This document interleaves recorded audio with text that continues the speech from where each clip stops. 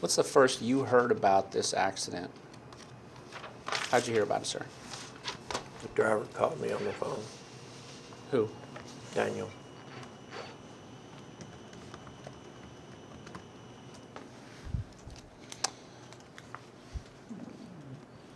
I know repeating it word for word might be difficult, but what was the gist of the conversation? He said he'd stopped to pick up a tire and a car run under the back of the house. Now, a tire had come off of Tommy's truck, right? Or off of the trailer that Tommy was hauling. Correct. All right. Had you ever heard of that happening before during a move of a mobile home? Yes. Okay. Does it happen very often? Not often. Okay. Once in a while. Once in a while. You were familiar with it happening with Palm Harbor trailers? Yes, sir. Any and all of them. Say that again. Any and all brands. Okay. But you had moved, in recent last few years, you had moved primarily for Palm Harbor, true? Yes, sir.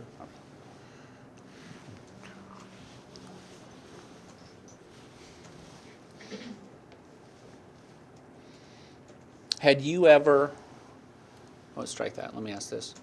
What do you do when a wheel comes off of a trailer? I mean, is it your job to fix it? It's our job to transport the mobile home and try to protect the motoring public.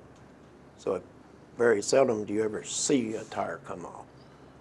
So then you try to make your way safely to the side of the road or warn the oncoming traffic or whatever the situation might be. Okay. Mr. Brown told me that he was familiar with tires coming off of trailers in moving mobile homes, but he had never seen a wheel or a tire come off of the truck or the Right. tractor. Do you have the same experience? Yes, sir. Okay.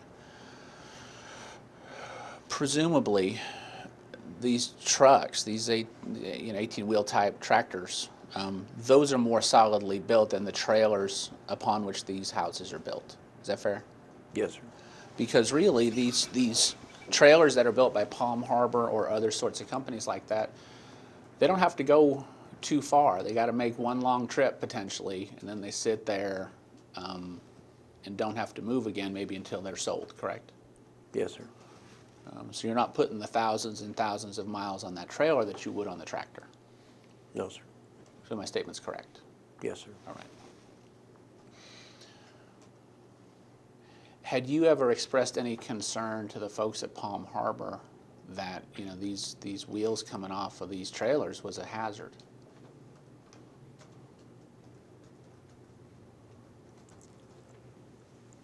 Not in those exact words, no, sir. Any sort of concern? Had you ever expressed any sort of concern to them? Yes, sir. What? They keep building the houses bigger and heavier, and it seems they're inclined to put less axles under them than they used to.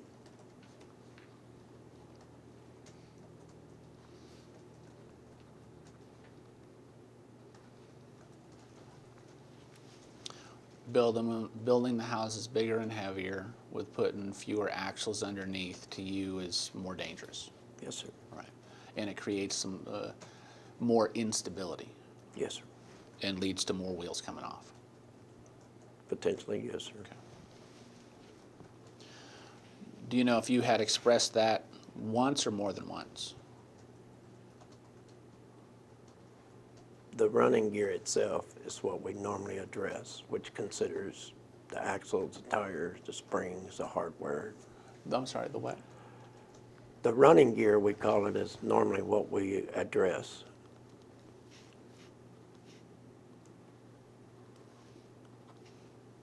I'm sorry, running gear is what now?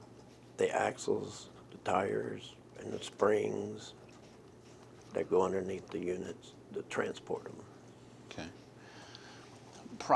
Once you get loaded up and you're about to hit the road with a home on the back, is there any sort of pre-trip inspection that you're supposed to do? We always do. Okay. What does that consist of? We always check the tightness of the lug nuts. We check the air pressure in the tires. We look for loose bolts or bent frame. On the trailer? Yes. Is there any sort of written log kept of that? No, sir. Okay, it's just a visual thing? Yes, sir. Do your drivers travel with tire pressure gauges? Yes, sir. Do you provide those? Yes, sir.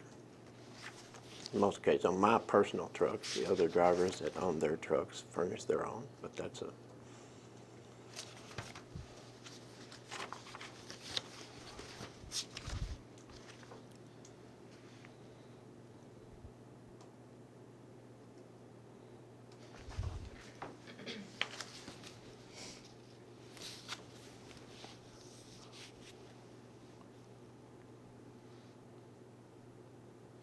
So is it your understanding that your drivers would inspect the tires and the frame of the trailer before they get on the road? yes, sir. Okay. Do you train them to do that? Yes, sir. Would you be surprised to know that Mr. Fields didn't do that or know that? You said Mr. Fields, but you meant, I'm sorry, I meant Mr. Brown, thank you. Were you aware of that? there's no way he hooked up to a house without inspecting it. Okay.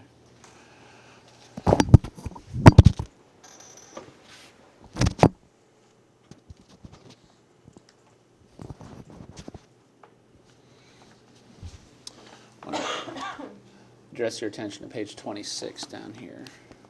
Highlight this one little blurb.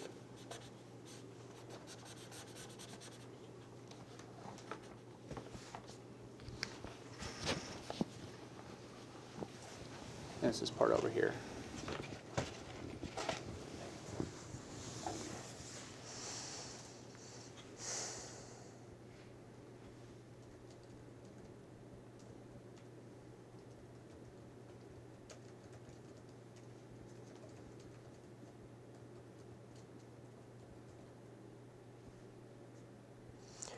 He's not required by the factory to inspect the frame, but as a subcontractor and a employee, Okay. And what this said here on page 26 of Mr. Brown's deposition, it says, okay, you're not, as far as you know, you're not required to go through and inspect the frame before you start to move it. His answer was no, correct? but the question was frame. Right. Yes. Okay. So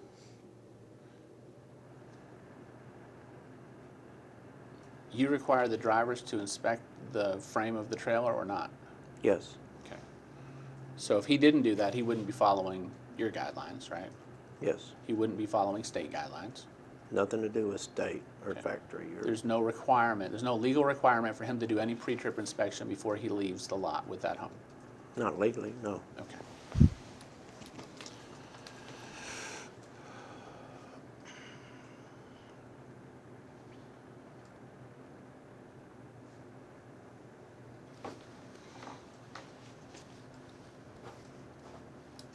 So you had told the folks, somebody at Palm Harbor, about your concern about the size of the homes and having less axles, and you'd done that prior to this incident. Yes, sir. Okay. Do you know if you had done that once or more than once? More than once. Okay. Do you know to whom you had expressed that concern? Our chain of command is Vicky Couch first. Okay. So you had told Vicky Yes. on more than one occasion. Yes.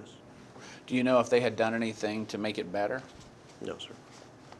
So they hadn't done anything to make it better, is that correct? I do not know if they Okay. took it any further than that.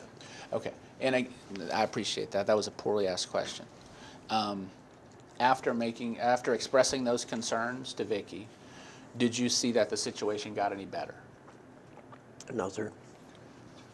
So whether or not she passed it on or not, you didn't see a safer means of building and working come out the other end. No, sir. All right.